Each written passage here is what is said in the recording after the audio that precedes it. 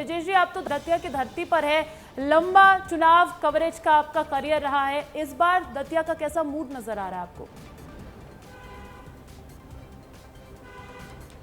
देखिए अंजलि, मैं यहाँ आज ही सुबह आया हूँ और बहुत काफ़ी जगह घूमने के बाद ये कहूँगा कि चुनाव बहुत बढ़िया चुनाव हो रहा है। पूरे प्रदेश भर के लोगों की जो निगाहें यदि दतिया पे लगी हुई तो कुछ ना कुछ वजह है, और उसकी सबसे बड़ी वजह है यहाँ जो नरोत्तम मिश्रा फैक्टर है उस पर। नरोत्तम मिश्रा यहाँ पे पिछले 4 चुनाव लड़े हैं, 3 चुनाव लगातार जीते हैं, यहाँ उन्होंने बहुत काम करवाया है। मगर जिस तरीके से चुनाव से उनको अचानक बाहर कर दिया गया, उससे उनके कार्यकर्ता बिल्कुल सदमे में थे, और जो उन्हें प्रतिरोध दिखाया था, सड़कों पे आए थे, वैसा बीजेपी के शासनकाल में हम लोगों ने तो कभी देखा नहीं था कि इस तरीके से कार्यकर्ताओं ने आके सड़क पर प्रतिरोध दिखाया था। अब यहाँ बीजेपी के सामने बड़ी चुनौती है कि कैसे अपने कार्यकर्ताओं को मना के उनको काम में लगाया जाए और कैसे नरोत्तम मिश्रा फैक्टर को डाइल्यूट किया जाए। हमारी नरोत्तम मिश्रा से भी बात हुई है तो नरोत्तम मिश्रा भी कहने को तो काम पे लगे हुए हैं, उनके कार्यकर्ता काम पे लगे हुए हैं, मगर जो अंदरूनी स्तर पे जो कुछ समझ में आ रहा है उसमें बड़ी नाराज़गी दिख रही है कि हमारे एक बड़े नेता को क्यों आपने अचानक बिना कुछ कारण के हटा दिया। तो एक वो कारण भी है। बीजेपी इस चुनाव को किसी भी हालत में लूज़ नहीं करना चाहती। यही वजह है कि हम यहाँ के सभी होटलों में, यहाँ के गाँव में, यहाँ की जितनी विधानसभाएं हैं, हर जगह कहीं ना कहीं किसी मंत्री को देख रहे हैं बीजेपी के, किसी विधायक को देख रहे हैं बीजेपी के। तो बीजेपी ने यहाँ ज़बरदस्त जमावट की हुई है।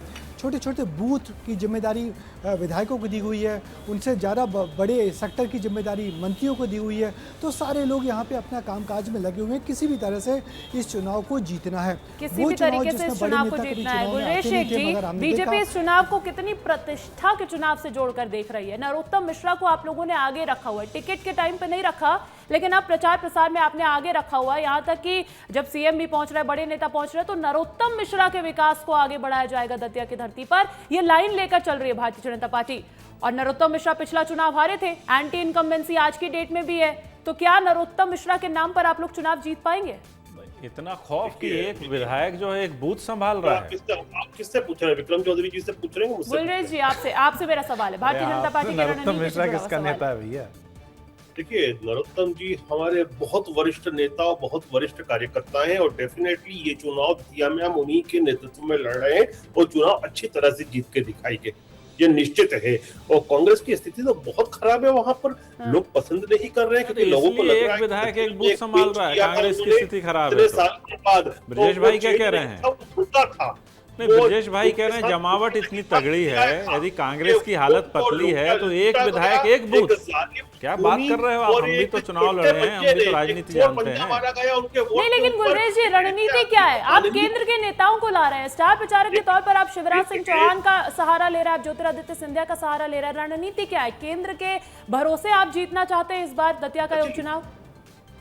देखिए, अगर सिंधिया जी की आप बात करें तो सिंधिया जी उस क्षेत्र से दूर के नहीं है निवासी, पास के ही निवासी है। नंबर 1। नंबर 2, केंद्रीय नेतृत्व है। केंद्रीय नेतृत्व हमारे शिवराज जी भी हैं, केंद्रीय नेतृत्व हमारे सिंधिया जी भी हैं, और भारतीय जनता पार्टी हर एक चुनाव को बड़ी सीरियसली लड़ती है, वो चाहे विधानसभा का चुनाव हो या कोई नगर निगम का चुनाव हो या पंचायत का चुनाव हो। तो बीजेपी का तो फैक्टर हमेशा वही रहता है कि पूरी परिश्रम करो, बाकी ईश्वर के ऊपर छोड़ते हैं, और ईश्वर हमको हमेशा आशीर्वाद देता है। यानी कि जीत की हैट्रिक तो लगा ही चुके हैं, भले ही हम लोकसभा चुनाव, विधानसभा चुनाव और राज्यसभा चुनाव की बात करें। हमने लड्डू के ऑर्डर दे दिए, गुलरेज जी ने लड्डू के ऑर्डर दे दिया। पेमेंट हमें करनी पड़ेगी। अरे गुलरेज भाई, पेमेंट हमें करनी पड़ेगी, हमसे तो पूछ लेते। आपके पास तो अकूत भ्रष्टाचार का पैसा है, हम लोग पता नहीं उसकी पेमेंट कर पाए ना कर पाए। पेमेंट तो हमें करनी पड़ेगी ना, लड्डू तो हमारे एड्रेस पे आएंगे।